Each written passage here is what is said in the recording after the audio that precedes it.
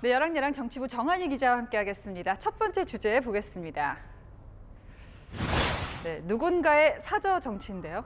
네, 이명박 전 대통령의 사저 정치입니다. 예. 윤석열 대통령의 특별 사면으로 자유의 몸이 된 이 전 대통령이 내일 오후 2시부터 사흘간 자택에서 손님들을 맞이할 걸로 전해졌습니다. 앞서 사면된 박근혜 전 대통령의 행보와는 좀 대조되는데요. 박 전 대통령이 누굴 만났다 이런 소식은 들어보지 못했거든요. 네, 지난해 12월 31일 0시부로 특별 사면된 박근혜 전 대통령은 유영하 변호사를 제외하면 친박계 인사들과도 별다른 교류가 없는 걸로 전해지거든요. 네.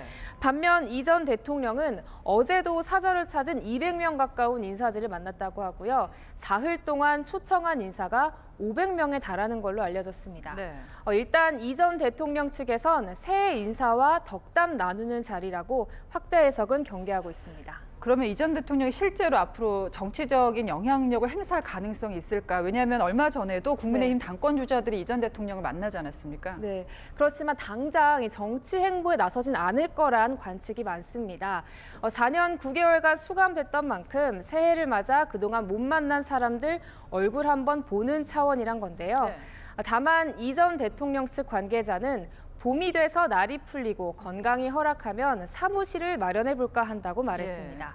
이곳에서 정치권 인사들을 만나며 정치적인 메시지를 낼 가능성도 나옵니다. 사무실 얘기가 나와서 말인데 과거에도 이제 퇴임 후에도 사무실을 마련해서 좀 정치권 인사들 만났었잖아요. 네, 당권 주자나 대선 주자들이 이 전 대통령을 찾아가 이 전국 현안을 논의하기도 했죠. 네. 보수 우파 진영이 전부 위기에 있으니까 보수가 명예를 좀 회복을 해야 돼. 상처를 많이 입어서. 이런 가운데 민주당은 이 전 대통령이 사면 복권 시 벌금이 면제되는 점을 이용해 추징금은 다 내면서 벌금은 3분의 1만 냈다며 비즈니스의 달인답게 사면 재테크를 했다고 비판했습니다. 그렇군요. 자, 두 번째 주제 보겠습니다. 봄의 시동, 누굴까요?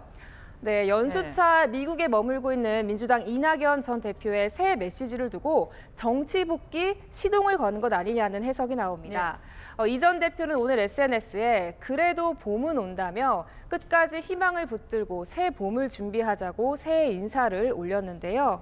나라 안팎으로 걱정이라며 가족을 잃은 슬픔도 위로조차 받지 못한다고 이태원 참사와 관련한 정부 대응을 비판하기도 했습니다. 새 봄에 중의적 의미가 담겼다고 볼 수 있는데 이 전 대표가 최근 정부를 겨냥한 메시지를 좀 내놓지 않았습니까? 네, 며칠 전인 성탄절에도요. 지금 대한민국은 방향을 잃고 있다며 경제와 안보 위기에 어떤 고민을 하는지 잘 보이지 않는다고 꼬집었죠. 네. 이재명 민주당 대표의 사법 리스크가 본격화하는 시기에 이 전 대표가 현 정부와 각을 세우는 메시지를 잇따라 내놓으면서 네. 복귀를 위한 몸풀기에 나선 게 아니냐는 관측도 나옵니다. 그럼 이 뉴스가 친명계 입장에서 어떻게 받아들여질까요? 이낙연 전 대표의 조기 복귀설이 반갑지는 않을 것 같거든요. 네, 친명계 좌장인 정성호 의원 생각부터 들어보실까요? 당이 분당된다, 이낙연 등판설, 또 김경수 역할설, 이런 것들에 대해서 동의하거나 동의하는 의원들은 저는 거의 없는 것으로 알고 있습니다. 네. 이재명 대표가 지지층 결집 행보에 집중하고 있지만 앞으로의 검찰 수사 상황에 따라 민주당 내 개파 간 셈법은 복잡해질 것 같은데요. 개묘년 새해 국민이 걱정하는 건 민생 리스크 아닐까요? 지금까지 여랑야랑이었습니다.